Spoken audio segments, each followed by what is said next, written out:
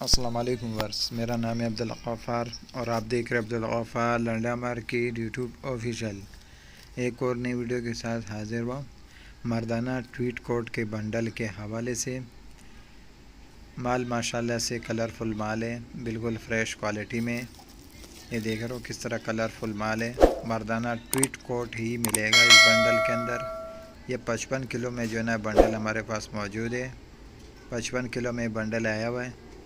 मर्दाना tweed coat का जो है ना ये बंडल है। ये देख लो किस तरह कलरफुल माल है, बिल्कुल फ़्रेश क्वालिटी में।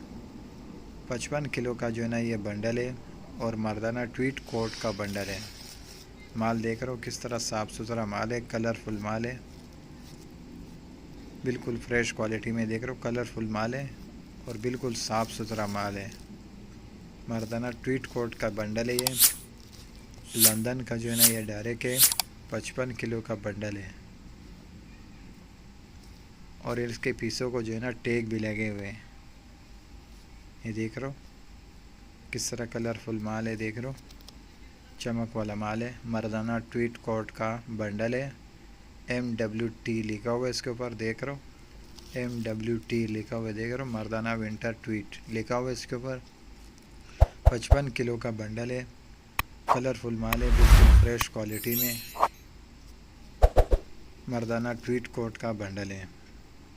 ये जो सा बंडलों का मुंह थोड़ा सा खुला हुआ है, उसमें से मैं आपको पीसेस का विज़िट करा रहा हूँ।